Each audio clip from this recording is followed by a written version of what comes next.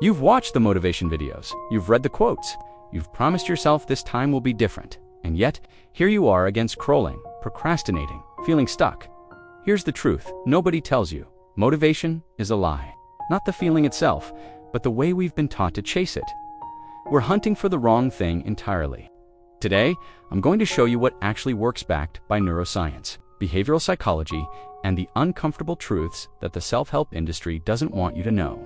Because once you understand how your brain actually operates, you can't be sold the same fairy tale twice. Let's start with why you fail. Your brain has two operating systems. System 1 is automatic, effortless, and emotion-driven. System 2 is logical, deliberate, and it burns a lot of energy.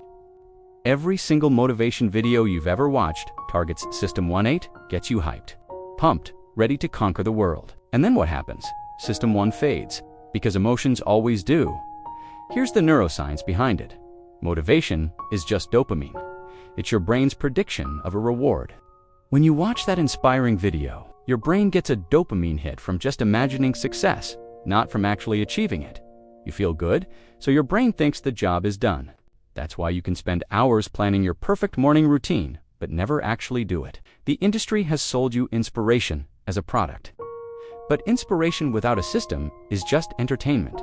You're not unmotivated, you're addicted to the feeling of motivation without the structure to actually act on it.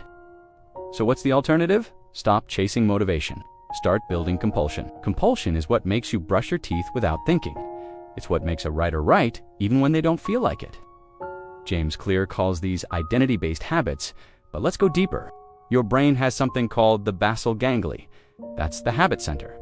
When you repeat an action in a consistent context, the neural pathways for it get stronger. The behavior becomes automatic.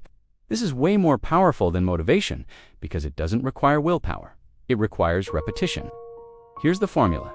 Cue gives craving, gives response, gives reward. But here's where most people mess up. They focus on the response. I need to work out. Wrong. You need to engineer the entire loop. Let's say you want to write daily. Here's how you do it.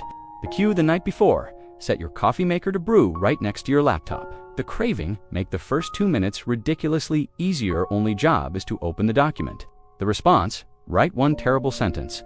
Seriously, just one. The reward, immediately after, do something you genuinely enjoy.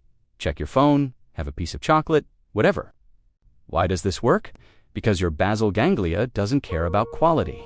It cares about consistency. After a few weeks, your brain starts associating the cue the coffee next to the laptop with the reward. The behavior becomes automatic. Motivation is no longer required. You've built a compulsion. Now, let's talk about the part no one mentions, the middle. Everyone loves talking about starting. No one talks about day 47 when you're bored, tired, and wondering why you even cared in the first place. This is where the motivation industrial complex fails. Because the middle is where discipline actually matters. B.J. Fogg, a behavioral scientist at Stanford, discovered something fascinating. Behavior change isn't about willpower. It's about designing for your worst day. Most people set goals for their best self. I'll wake up at 5 a.m., meditate for 30 minutes, then go to the gym. That works exactly once when you're super motivated. But what about day 47, when you barely slept, when life punched you in the face? This is the key. Make the minimum viable action so small it's impossible to fail. Want to exercise? Your minimum goal is just putting on your workout clothes.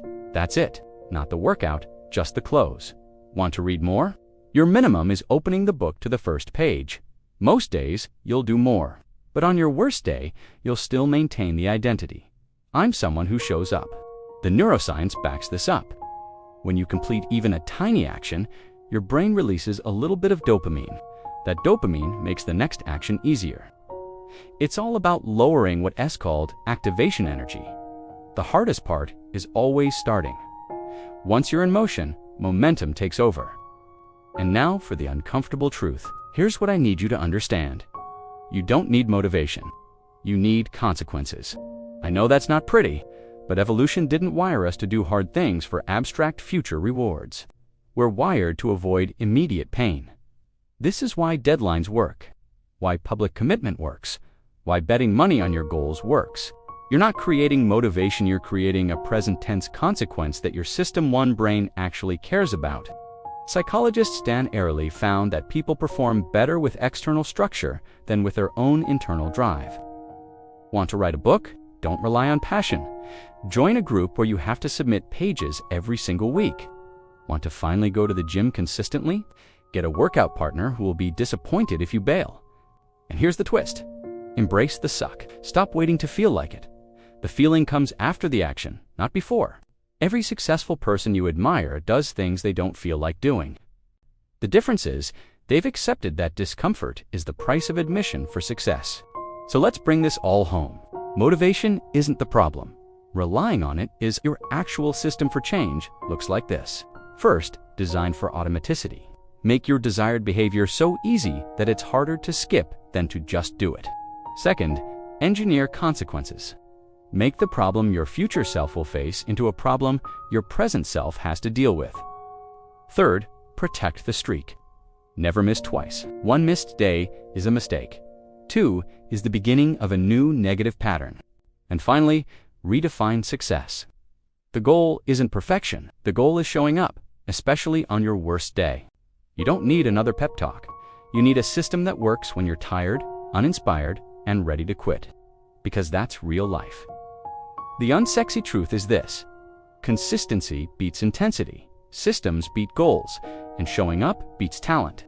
Stop chasing the high of motivation. Start building the boring, unglamorous, but brutally effective systems that make action inevitable. That's how you actually change. Not with a spark, but with structure.